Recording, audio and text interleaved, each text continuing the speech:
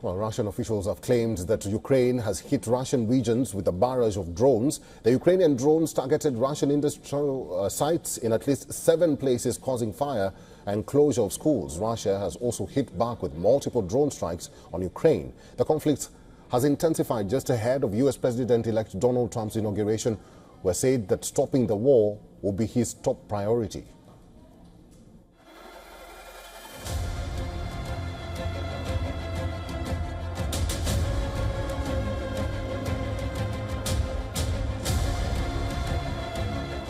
The Ukraine-Russia battle has intensified, with both launching a barrage of drones at each other.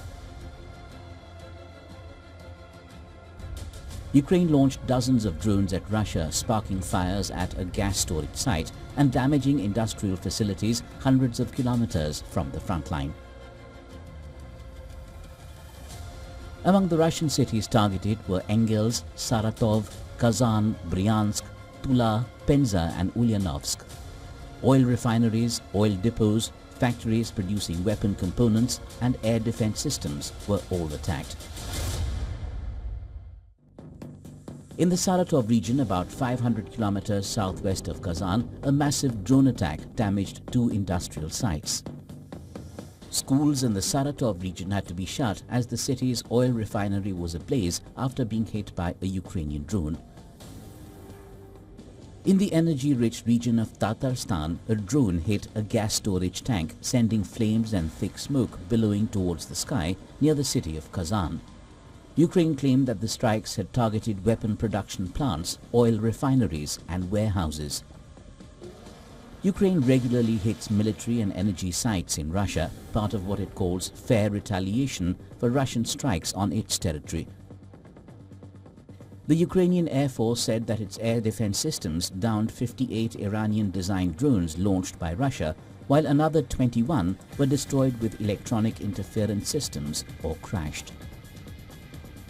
Russia is also pulling out all stops. Its troops have advanced near 8 settlements in Ukraine's Donetsk region. Russian troops have advanced near Chasiv Yar and 7 other settlements. Chasiv Yar, a strategic target for Russia, has been heavily contested since the summer of 2024. In October 2024, Ukrainian troops are reported to have successfully repelled Russian attempts to gain a foothold in Chasiv Yar. Moscow also accused Kyiv of attacking the Russkaya compressor station that supplies gas through the Turk Stream pipeline, a natural gas pipeline running from Russia to Turkey. I'm very sure that the United States does not need any competitor in any area. Starting with the energy sector, where they are unhesitatingly authorizing terrorist measures to destroy the foundation of the European Union's energy prosperity, they also are inciting their Ukrainian clients to disrupt the Turkish Stream right after the Nord Stream pipelines.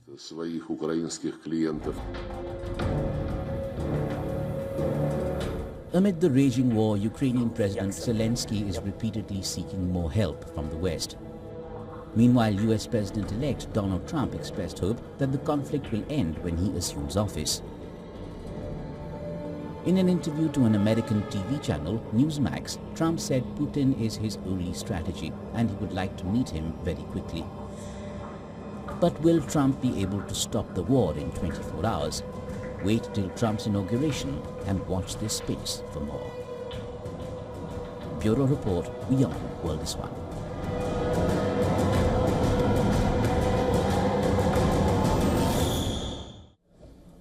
Mr. Marko Mihkelson is a chairman of the Foreign Affairs Committee of the Estonian Parliament. Mr. Mihkelson is now joining us live on this broadcast. Thank you very much for making time for us and welcome. We are seeing Russia and Ukraine using drones to fight each other. What does this signify?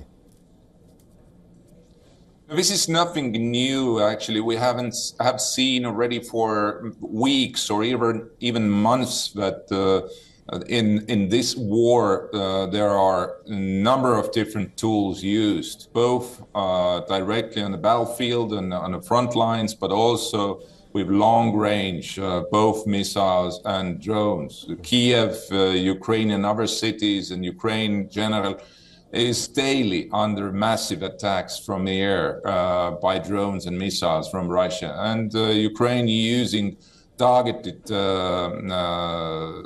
attacks. They are not using drones to attack civilian infrastructure. They're using against only strategic airfields, oil facilities, which could reduce also capabilities and capacities of Russia to launch further on aggression against Ukraine. Mm-hmm.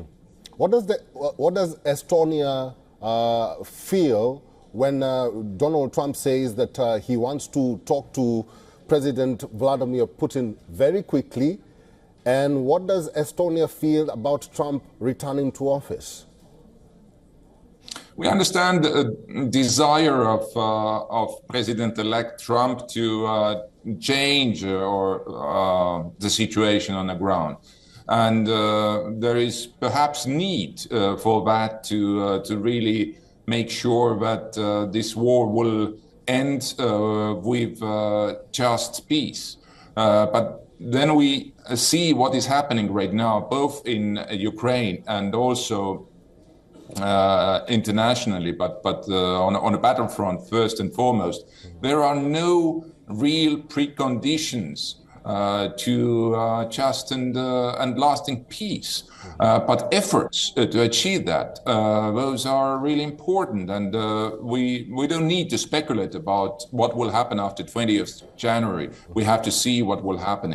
But certainly, I think we cannot exclude that America, United States, even under Trump, will increase support to Ukraine. Mm-hmm. Mr. Mikkelsen, finally and very quickly, in your own view, what will it take to end this war? To end this war, I understand there is only one way out. This war cannot end in tie. This war will end either with victory of Russia or with victory of Ukraine with the help of Western free world. And this is not only about Ukraine, this is about the future of a world order. And that should be understood. And this is why it is so important that when we're talking about peace, then this peace must last and be just. Mr. Marko Mikkelsen is the chairman of the Foreign Affairs Committee of the Estonian Parliament. Mr. Mikkelsen, thank you for talking to us today. Thank you.